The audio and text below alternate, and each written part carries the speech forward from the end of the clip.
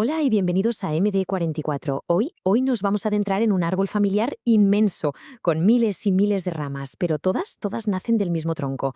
Acompáñenme a explorar el complejo y a veces desconcertante mundo de las denominaciones cristianas. Piensen en esta cifra, 2.600 millones. Esa es la cantidad de cristianos que hay en el mundo. Y aunque la inmensa mayoría sigue al mismo Jesús, lee la misma Biblia, sus mundos, sus formas de vivir la fe, no podrían ser más diferentes. ¿Y saben por qué? La razón de toda esta diversidad se reduce curiosamente a una sola cosa. Sí, como lo oyen. Casi toda esa inmensa diversidad nace, en última instancia, de cómo se responde a una única pregunta. Una pregunta que lo cambia absolutamente todo. Y es esta. ¿Tiene la Biblia más autoridad que la Iglesia y su tradición histórica? Y aquí es donde el camino se bifurca. Para la mitad del mundo cristiano, la respuesta es un no rotundo. Para ellos, la Biblia y la tradición de la Iglesia son como dos pilares, ambos con la misma autoridad. Este es el camino que siguen, por ejemplo, los católicos y los ortodoxos. Pero, ¿y la otra mitad? Pues para ellos la respuesta es un sí definitivo. La Biblia, y solo la Biblia, es la suprema autoridad. Es un principio que quizás hayan oído, sola escritura. Y ese es el camino de los protestantes. Fíjense, una sola pregunta y de repente dos universos completamente distintos. Así que vamos a empezar por el primer camino. Exploremos esa senda donde la tradición es clave, donde la autoridad se comparte entre la Iglesia y las Sagradas Escrituras. Y en este camino, el primer gigante con el que nos topamos es, por supuesto, el catolicismo romano. Hablamos de 1.300 millones de fieles. Su estructura es única, muy centralizada, liderada por el Papa, a quien ven como el sucesor directo del apóstol Pedro.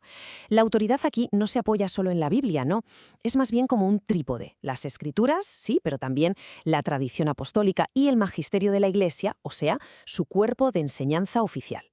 Para un católico, la salvación no es un momento, es un viaje de toda la vida, de fe y de obras, siempre guiado por la Iglesia.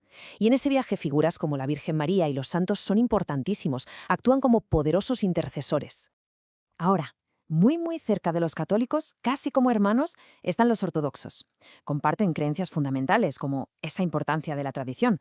Pero aquí viene la diferencia clave, la que lo cambia todo entre ellos. Los ortodoxos rechazan por completo la idea de un líder único y supremo. En lugar de un papa, se ven a sí mismos como una gran familia de iglesias autónomas, iglesias hermanas, lideradas por patriarcas. Las grandes decisiones, esas se toman juntos, en concilios, en sínodos. Es una forma de gobierno mucho más colegiada. Saben, hemos mencionado los sacramentos, pero ¿qué son exactamente? Pensemos en ello. Un sacramento es en esencia un acto visible, algo que se puede tocar y ver, como el agua, el pan, el vino, a través del cual se cree que Dios transmite su gracia invisible. Es importante entender esto. Para ellos no son solo símbolos bonitos, no, se consideran canales reales, auténticos, de la acción de Dios en el mundo. Y justo aquí es donde vemos cómo esa diferencia de autoridad, de la que hablábamos al principio, se vuelve algo súper práctico. Católicos y ortodoxos, al seguir su tradición, además de la Biblia, reconocen 7 sacramentos. En cambio, la mayoría de los protestantes, al basarse únicamente en la Escritura, se quedan solo con los 2 que, según ellos, Jesús instituyó de forma explícita. 7 contra 2. La diferencia es enorme. Pero, ojo, este camino de la tradición nos lleva aún más atrás en el tiempo. Nos encontramos con los ortodoxos orientales, los coptos de Egipto, los etíopes, los armenios, y también con la increíble iglesia asiria de Oriente. Imaginen esto, una comunidad que a día de hoy todavía reza en arameo, sí, la misma lengua que habló Jesús. Es fascinante. Bueno, pues ahora vamos a rebobinar. Volvamos a esa encrucijada inicial para tomar el segundo camino, el camino de quienes respondieron sí, aquellos para los que la autoridad final reside única y exclusivamente en las Escrituras. Y si hay algo, un lema que une a todos los protestantes desde los más tradicionales hasta los más modernos, es este: sola Escritura. La creencia firme, inamovible de que la Biblia es la palabra inspirada de Dios y, por tanto, la autoridad final, por encima de cualquier tradición, de cualquier institución, de cualquier persona. El primer grupo que encontramos en esta senda es francamente fascinante. Son los anglicanos. A menudo se les llama el puente. ¿Y por qué? Pues porque su doctrina, su teología, es protestante, pero su estilo de culto, su liturgia, su estructura de obispos, lo que llaman la sucesión apostólica, se siente muy católica. No tienen papa, eso sí. Su unidad, curiosamente, no viene de una persona, sino de un libro, el libro de oración común. Y claro, es imposible hablar de protestantismo sin mencionar la chispa que lo encendió todo, esa idea revolucionaria de Martín Lutero, su convicción de que la salvación no es algo que se gana, que no se consigue acumulando méritos o buenas obras, sino que es un regalo que se recibe únicamente por la fe en Cristo, una idea que literalmente incendió Europa. Pero claro, esta libertad de interpretar la Biblia por uno mismo llevó a debates profundos. Y quizás el más grande de todos gira en torno a la salvación. A ver, ¿la persona elige a Dios o es Dios quien elige a la persona?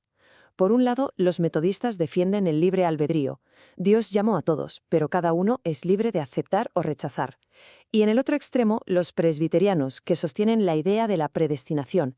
La salvación depende enteramente de la elección soberana de Dios. Y justo de estos debates surgieron los bautistas, que se han convertido en una de las denominaciones más influyentes del mundo. Su idea central es que la fe tiene que ser una decisión personal, consciente, y por eso solo bautizan a creyentes, no a bebés que no pueden decidir. Esta creencia tan fuerte en la libertad individual se extiende a todo, incluso a su forma de gobierno.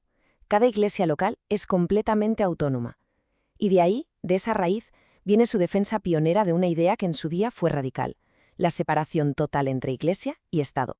Y esto nos lleva a otra división fascinante dentro del protestantismo. La pregunta es, ¿siguen activos hoy los dones espirituales que se describen en la Biblia, como hablar en lenguas o la profecía? Por un lado están los cesacionistas, como muchos bautistas, que dirían que no, que esos dones cesaron con la muerte del último apóstol. Pero por otro están los continuacionistas, que creen firmemente que sí, que esos dones siguen tan activos hoy como en el primer siglo y son una parte vital de la fe. Y esta creencia en la continuación de los dones es lo que define a los pentecostales. Y atención, porque esta es la rama del cristianismo que más rápido está creciendo en todo el planeta. Su enfoque no es tanto doctrinal o intelectual, es experiencial. Buscan un encuentro directo, personal, poderoso con Dios. Por eso sus cultos son tan vibrantes, llenos de música contemporánea, de oración espontánea y de la búsqueda activa de dones como hablar en lenguas o la sanidad divina. Católicos, bautistas, ortodoxos, pentecostales. Con tantísimas diferencias, ¿hay alguna manera de entender todo esto como un conjunto, como algo con sentido? Pues miren, hay una analogía, una imagen muy poderosa que nos puede dar la clave. La idea viene del famoso escritor C.S. Lewis, que comparó todo el cristianismo con una gran casa. Y él escribió esto: el cristianismo es una gran casa. El vestíbulo es un lugar para esperar, un lugar desde el que probar las distintas puertas, no un lugar para vivir en él. Vamos a desglosar esta idea, que es brillante. El vestíbulo, el hall de entrada, representa esas creencias esenciales que absolutamente todos los cristianos comparten: que Jesús es el Hijo de Dios, que murió y que resucitó. Ese es el tronco común, el punto de partida. Y las habitaciones son las diferentes denominaciones que hemos ido viendo: católicos, ortodoxos, bautistas, cada una, como ven, con sus propios muebles, su propia decoración, sus propias reglas. El viaje de la fe, según Lewis, implica empezar en ese vestíbulo, pero el objetivo final es encontrar una de esas habitaciones, para vivir la fe de forma plena y comunitaria. Y esto, claro, nos deja con una pregunta final, una reflexión que surge de la propia conclusión de Lewis. Si el cristianismo es, en el fondo, una sola casa, ¿cómo pueden aquellos que viven en las distintas habitaciones tratarse no como extraños o rivales, sino como familia? Una pregunta, desde luego, para reflexionar.